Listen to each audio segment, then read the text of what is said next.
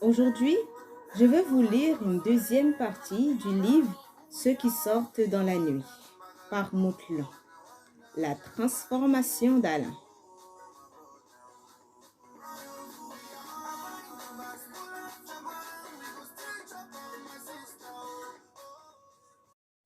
Mispa était devenue une grande Eousso, respectée dans son village. Mais elle avait un rêve, le rêve de transmettre l'héritage familial aux descendants. L'arrivée de Dodo dans la famille a été un cadeau pour Mispa. Après l'accident de voiture qu'a été victime nos parents, la grande sorcière a transformé la petite fille, âgée seulement de 2 ans, en Eousso. Par un phénomène que personne ne saura expliquer, Dodo, qui commençait à faire l'usage de la parole, ne pouvait faire la différence entre les événements du jour et de la nuit. Ainsi, dans la journée, Dodo parlait. Elle parlait. Elle parlait de ce qu'elle voyait et de ce qu'elle faisait dans la nuit.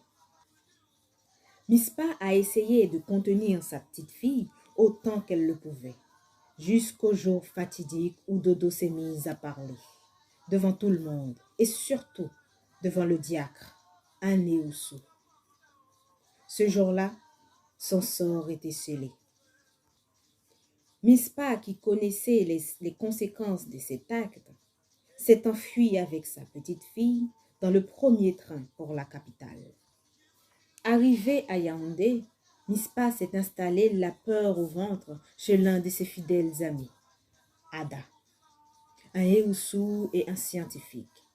Il n'a pas fallu longtemps aux Eoussous du village de retrouver la trace de Mispa et Dodo. Ada n'était au courant de rien. Alors lorsqu'il a appris la vérité, il a dû livrer la petite aux mains de ses sorciers. Après l'attaque des Eoussous, la petite Dodo n'était pas tout à fait morte.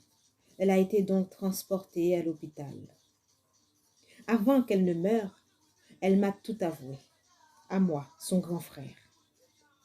Après avoir entendu le récit de la petite, j'ai décidé de me venger.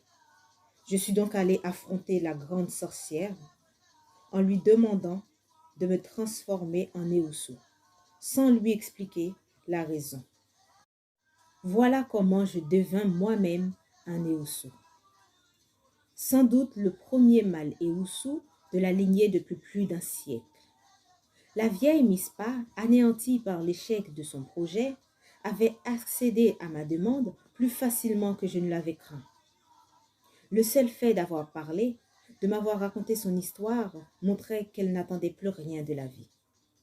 Car, ce faisant, elle avait délibérément violé la règle fondamentale du ténébreux milieu dans laquelle elle était quasiment née. Depuis la disparition de Dodo, rien n'avait plus d'importance pour elle. Et c'est peut-être ce qui m'avait favorisée. Quand je repense à cette soirée où j'étais allée lui tirer les vers du nez, dans sa cuisine, transpirant de rage et de colère contenue, je tremble encore de ce qui me serait arrivé si j'avais eu le malheur de tomber sur une Mispa normale et en forme. Heureusement, une dépression opportune lui avait fait gagner en humanité, et elle m'avait non seulement épargné, mais aussi tout révélé. Je savais désormais qui chercher. Un reste inespéré de fibres familiales l'avait sensibilisée sur mon sort, et elle m'avait enrôlé à l'aide de ses 9 décoctions. Je savais désormais comment chercher. La brave ancêtre eût-elle accepté de me transformer tous ses pouvoirs si je lui avais vraiment dit pourquoi je les voulais? Ce que je voulais était un projet qui tenait en 2 mots. Venger Dodo. Ce projet consistait à identifier tous ceux qui avaient participé à l'élimination de ma sœur, puis à trouver le moyen de les châtier. Après le récit de Mispa, je n'avais plus qu'à chercher les coupables. Je les connaissais tous, et pour la plupart, ils étaient à portée de main. Seulement, Les confidences de la vieille femme, et surtout mon engagement vis-à-vis d'elle, avaient changé la situation et désormais, les données étaient les suivantes. Premièrement, les exécuteurs n'avaient pas agi pour des raisons personnelles. Deuxièmement, le diacre et ses acolytes du village bénéficiaient d'une immunité de 2 ans. Je m'étais engagé à ne rien entreprendre contre eux, en contrepartie de mon enrôlement. Au fond, Mispa avait peut-être été moins dupe que je ne l'imaginais, dans la mesure où, avec ce pacte, elle avait pour le moment réussi à écarter tout risque de bataille au sein même de notre clan. Il ne me restait donc qu'une cible, Ada, le patriarche de Yaoundé. Un mois plus tard, j'étais toujours au village, engagée dans une sorte de formation accélérée. Mes premières sorties nocturnes avaient été une révélation bouleversante. Jamais, du haut de toute ma culture scientifique et chrétienne, je ne me serais risquée à admettre qu'un être vivant pût être doté de telles capacités. Si je ne m'étais vue moi-même passer à travers les fentes d'une fenêtre fermée et bondir d'arbre en arbre. C'en était même douloureux de ne pas pouvoir le raconter. La colonisation et l'évangélisation avaient, nous dit-on pourtant, vaincu les coutumes barbares des indigènes.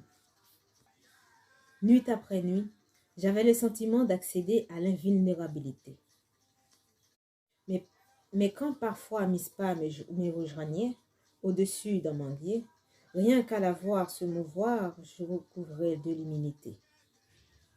C'était un spectacle de regarder cette vieille enjamber des buissons, fuser d'un point à l'autre et léviter sur une toiture. Elle qui, dans sa vie normale, ne se séparait plus de sa canne. Dans la nuit, elle était si vive quand elle patrouillait dans le village. Il y avait entre elle et moi un tel écart d'aptitude que, malgré ma motivation, je me surprenais parfois à m'inquiéter de la réussite de mon projet.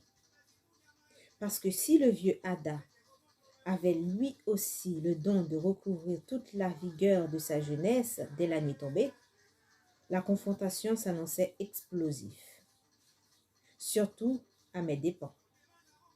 C'était décourageant, mais il n'était pas question d'abandonner, car on ne devient pas Eoussou pour contempler les autres. Désormais, j'étais un privilégié qui pouvait voir le village et les gens exactement tels qu'ils étaient. Quand j'allais au culte le dimanche, moi, je savais que ce vieux diacre voûteux, oui, je savais que ce vieux diacre-là était un sorcier, un Eoussou, qui poursuivait activement une très longue carrière nocturne et qui avait exécuté une fillette sans état d'âme. Quand il m'arrivait de le croiser, je le saluais très courtoisement, sans lui avouer que je priais le Seigneur pour qu'il ne meure pas avant la fin de son immunité, afin d'avoir le plaisir de le réduire moi-même en couscous. Il avait peut-être l'ancienneté de son côté, mais moi, j'avais l'avantage de la surprise et la motivation. En attendant, j'avais aussi d'autres préoccupations. Tandis que je sillonnais le village, saluant les uns et mangeant chez les autres, je me disais qu'on ne sait pas grand-chose des gens qu'on croit proches. En tout cas, ce n'était plus moi qui allais désormais m'en plaindre, puisque les gens continuaient à m'inviter et à se tromper sur mon compte. Nous n'étions pas nombreux dans le village à savoir que si les camions de la mairie étaient encore en circulation, c'était parce que Dodo l'avait sauvé en dévoilant une information ultra confidentielle. J'étais désormais de ceux qui savent, un privilégié. J'ai profité encore un peu de la quiétude de la campagne, puis, après quelques chaudes nuits supplémentaires, j'ai fini par me décider à rentrer à Yaoundé. Le congé annuel que j'avais dû prendre était épuisé depuis 10 jours. Et pour la prolonger, Je l'avais converti en congé maladie, à l'aide d'un carnet de santé irréprochable. Il y a tant de médecins avec lesquels on peut s'entendre dans nos hôpitaux de référence. Sans perdre une journée, je me plongeai dans la réalisation de mon projet.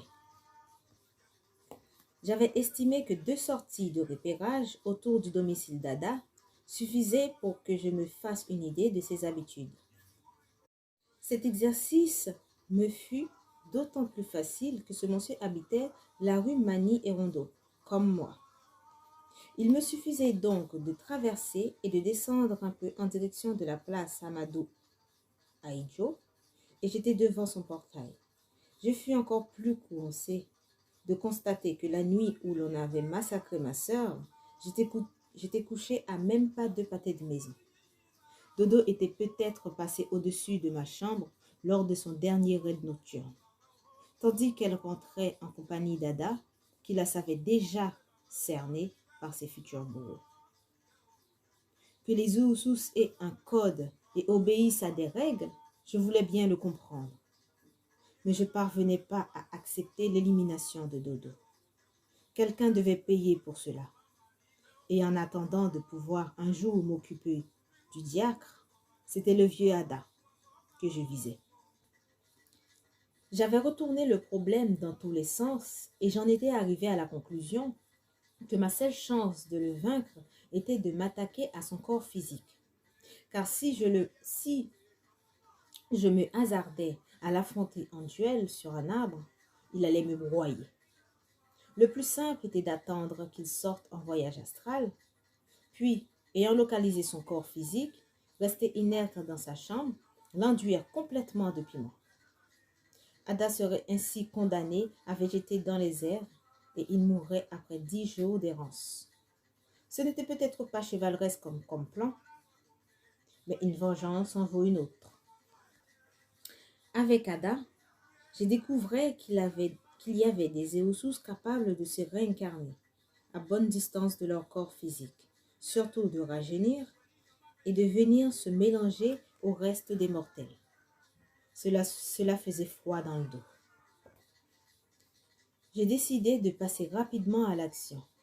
Mes filatures avaient définitivement établi qu'Ada était un client compliqué, et il fallait d'office oublier tout espoir d'équilibrage du rapport de force. Ma première idée ne me semblait pas mauvaise. Dès le lendemain, j'ai consacré ma journée à acheter des quantités de piment rouge que j'écrasais moi-même dans un mixeur.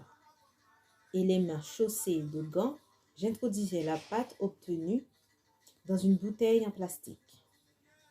Avant que la nuit ne tombe, je m'en fus caché ma précieuse bouteille dans un caniveau à côté du domicile de ma cible.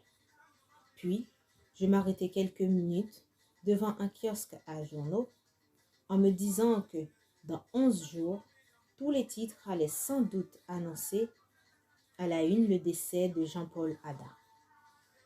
Personne n'irait imaginer que c'était moi, le tout petit Alain, mais ça, qui aurait terrassé le grand bonhomme. Encore quelques heures et Dodo serait vengé. La nuit tomba avec un empressement encourageant. La rue Magny et Rondeau était encore bouillonnante des multitudes d'activités créatives qui ont fait sa réputation quand je vins prendre position dans mon observatoire habituel, en face du domicile d'Ada. Du haut de ma cachette, j'étais bien conscient du fait qu'Ada ne sortirait peut-être pas, ou sortirait tard, mais ce n'était pas mon principal souci. De tous les hommes, les polygames sont paradoxalement ceux qui partagent le moins leur chambre avec les femmes. Ils semblent s'être tous mis d'accord sur la même tactique. Ils confinent les appartements privés de leurs épouses dans des coins opposés de la concession et se choisissent une chambre au centre du dispositif, d'où ils partent alternativement rejoindre l'une ou l'autre. Un polygame sérieux obéit à 2 règles importantes. Il entretient la rivalité, voire l'animosité entre ses épouses et conserve toujours une chambre à lui que par souci d'équité, aucune des épouses ne doit fréquenter. C'est cette fameuse chambre qu'il me fallait trouver, très vite après la sortie d'Ada, car c'est là que son corps physique serait probablement caché. Une tâche qui n'avait rien de simple, car en plus de ses femmes, Ada hébergea encore 3 de ses filles, dont une en couple et 7 de ses petits-enfants. Ada réapparut à 23h35. Il faisait un peu froid et les trottoirs s'étaient dégarnis. Sur les terrasses, les serveuses s'occupaient de moins en moins des bouteilles et de plus en plus des consommateurs. Ada, plus alerte que jamais, remonta vers le dispensaire. Arrivé au carrefour, il emprunta la rue gauche, plus sombre et moins vivante. Je l'escortai encore un peu à la bonne distance, et lorsqu'il traversa le carrefour Bourbonnais, pour se diriger vers l'avenue Germaine, j'ai décidé de battre en retraite. La voie était libre, et je disposais d'au moins 1 heure de tranquillité pour retrouver sa chambre et l'embaumer. J'entrai dans la grande demeure d'Ada comme dans une église, ma bouteille de piment sous les aisselles. Pendant toutes mes séances de repérage, je n'avais détecté aucun autre mouvement des Oussous. Donc, je partais du postulat qu'en dehors d'Ada, il n'y avait pas d'autres Oussous dans la maison.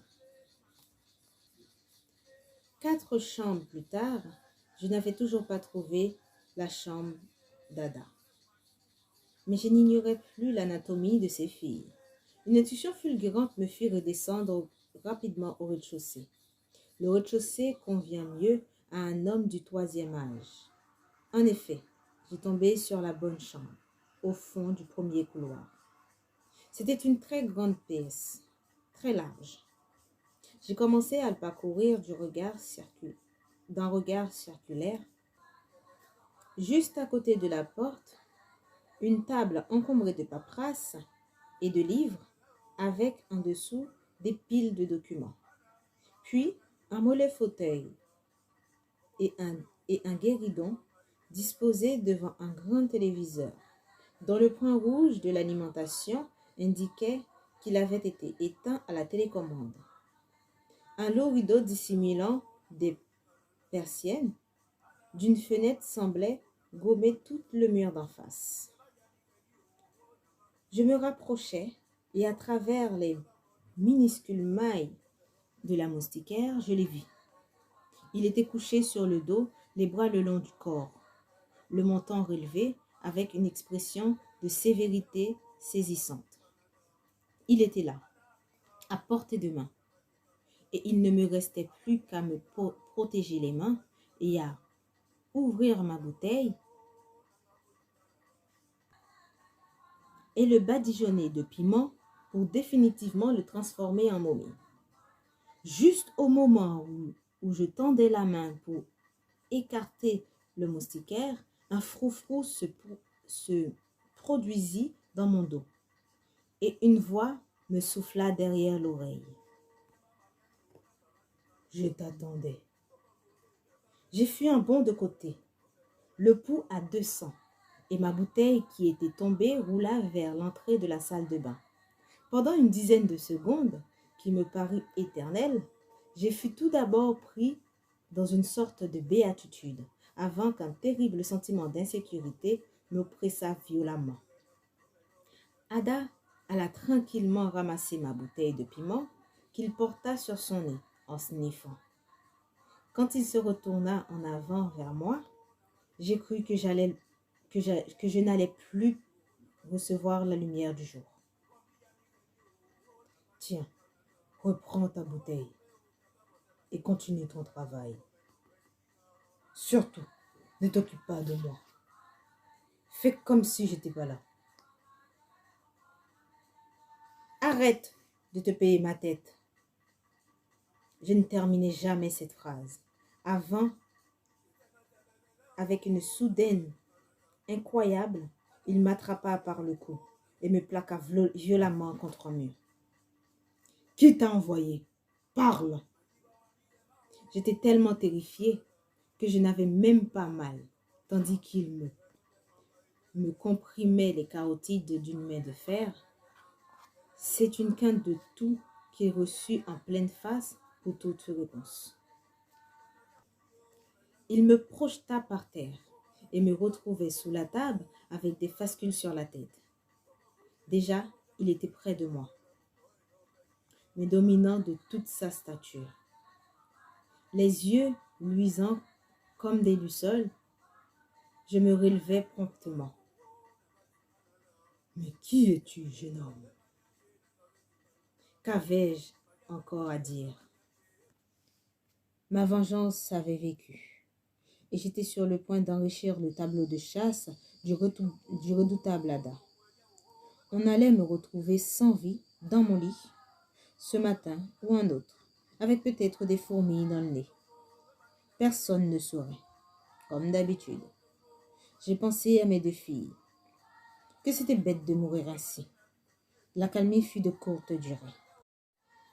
Donne-moi une seule raison de te laisser la vie sauve.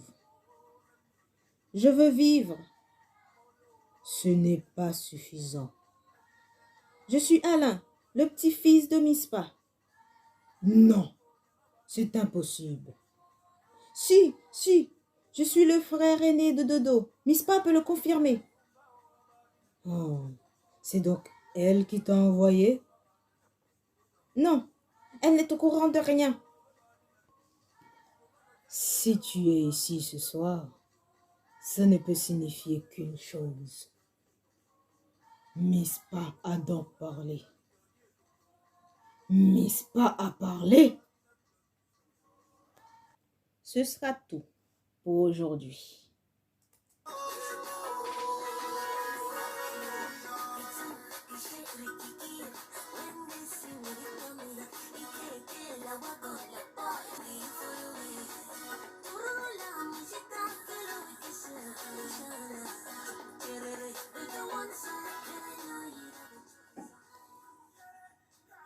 Cette histoire vous a été narrée par la prêtresse Shedo de l'école Kamit.